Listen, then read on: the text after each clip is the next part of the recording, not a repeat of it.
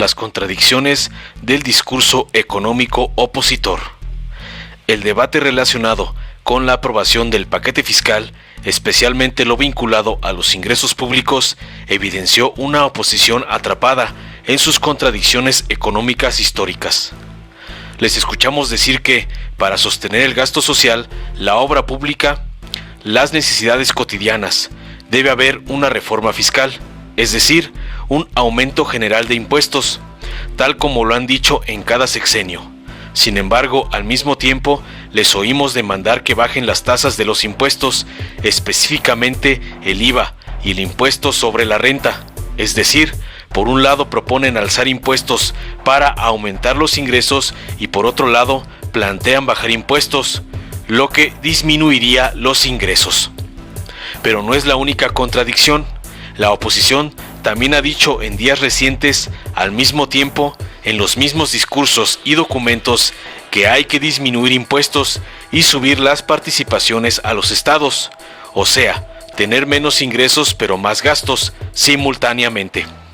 Sin embargo, hay algo que no dicen expresamente. La salida que en realidad sugieren los opositores es promover una estrategia de endeudamiento. Así se tendrían recursos inmediatos para responder a sus presiones y a las de sus patrocinadores, pero se provocaría una crisis en un plazo no muy largo. Y para pagar capital e intereses a los nuevos acreedores tendrían que aumentar los impuestos al final del día. Además, un endeudamiento renovado resucitaría el riesgo de imponerle al país las líneas de política económica desde el exterior. Hemos escuchado entonces un desfile de ideas que ya probaron su ineficacia y que llevarían al país a la crisis. Así sucedió con los gobiernos populistas del PRI de los 70, pero también con los gobiernos del PRIAN en la etapa neoliberal. Las recetas de la oposición no son soluciones, son bombas de tiempo que llevarían irremediablemente a la crisis, no al crecimiento ni al desarrollo, ni siquiera a la estabilidad. Pero además, ¿con qué cara hacen sus planteamientos de reducir impuestos? Nos preguntamos, ya que en el gobierno de Ernesto Zedillo hubo una reforma fiscal, aumentaron el IVA del 10 al 15%.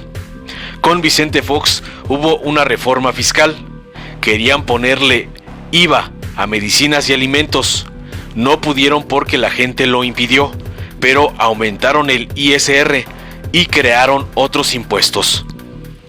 Con Felipe Calderón hubo otra reforma fiscal, crearon el IETU, crearon los impuestos sobre depósitos bancarios y otros más, y empezaron los gasolinazos.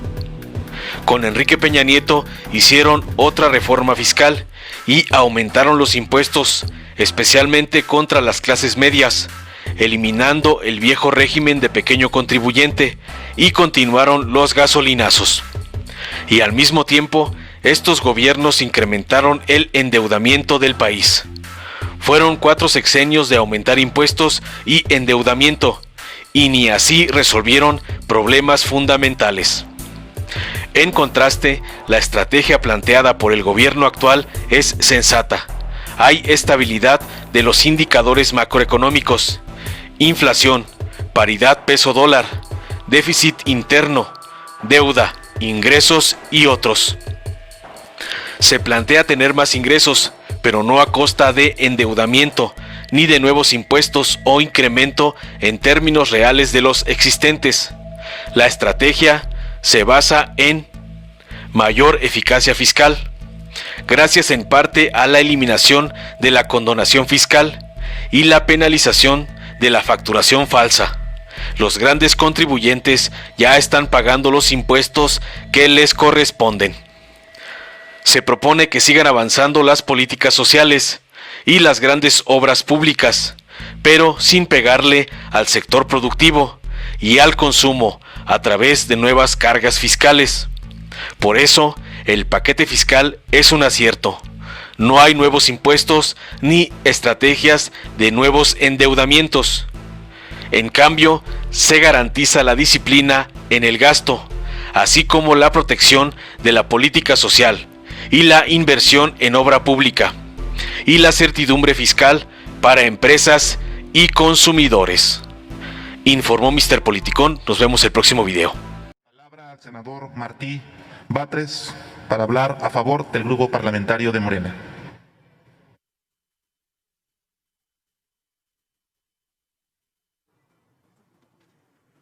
Muchas gracias, presidente.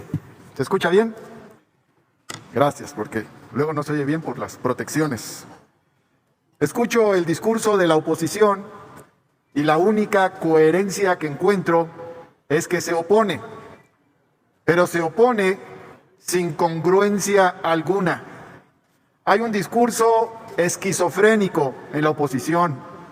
Por un lado escuchamos que para sostener el gasto social, la obra pública, las necesidades cotidianas, tiene que haber una reforma fiscal, pero al mismo tiempo, por otro lado, se plantea que tienen que bajar los impuestos. Por ejemplo, el IVA tiene que bajar. Es absurdo lo que se plantea. Por un lado proponen que aumenten impuestos y se creen nuevos impuestos, por otro lado plantean que se reduzcan las tasas de los impuestos ya existentes. Pero también es absurdo y también es incongruente plantear que bajen los impuestos, el IVA, por ejemplo, como acabamos de escuchar, pero que al mismo tiempo suban las participaciones a los estados. Pues ¿de dónde vendrían los recursos para subir las participaciones?